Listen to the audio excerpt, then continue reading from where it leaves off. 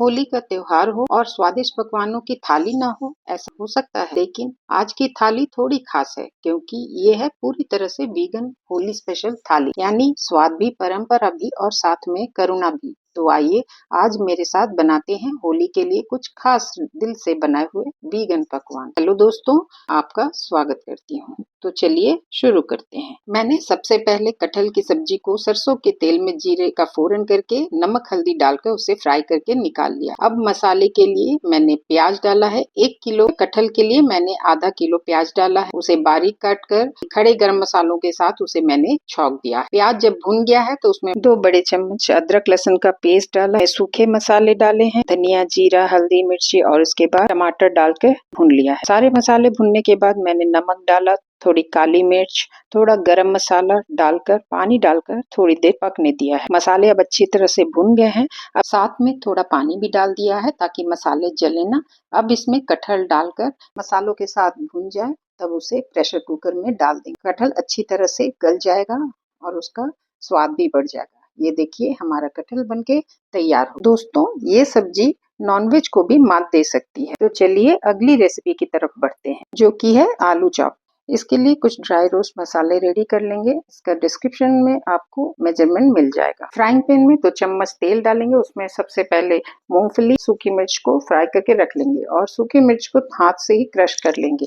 मूंगफली को भी हमने क्रश कर लिया है। कुटा हुआ अदरक मिर्ची, लाल मिर्च हल्दी पाउडर को भुनने के बाद उसमें आलू डाल देंगे। आलू को थोड़ी देर भुनने से मैशर से उसे मैश, ड्राई रोस्ट मसाले को डालकर थोड़ा अमचूर नमक मिलाकर हम मसाला रेडी कर लेंगे। और इधर बेसन में हमने नमक हल्दी लाल मिर्च तेल 1 चम्मच अजवाइन 1/4 टीस्पून और 2 चम्मच चावल के आटे को डालकर उसका एक घोल तैयार कर लिया और उसमें आलू की टिकिया बनाकर उसमें उसे डीप फ्राई कर ली। दही बड़े को मैंने पहले ही डीप फ्राई करके रख लिया था और उसे पानी में डुबा के हींग नमक डाल के निचोड़ के रख लिया था।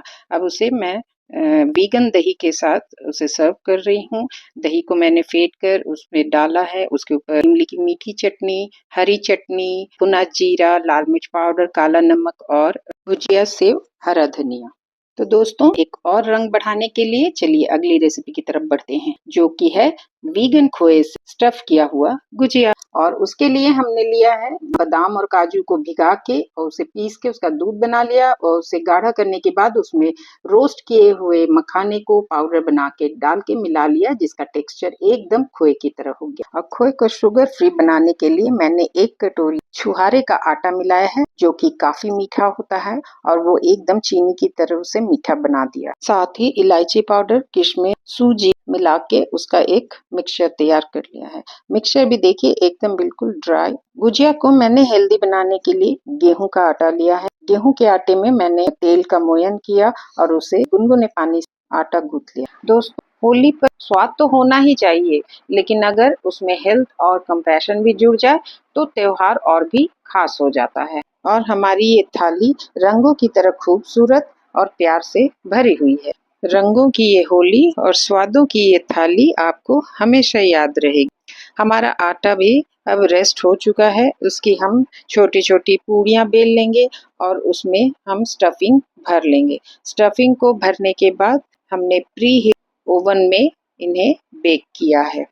तो आप भी हमें कमेंट करके बताइए कि आप इसे बेक करना चाहेंगे कि फ्राई करना चाहेंगे। तो चलिए हम अपने एक नए रेसिपी की तरफ अब बढ़ते हैं, हमारी थाली में एक नए रंग लाने के लिए। गुजिया होली की शान है और आज ये पूरी तरह वीगन है। बाहर से कुरकुरी, अंदर से मीठी मीठी, ये है वीगन गुजिया।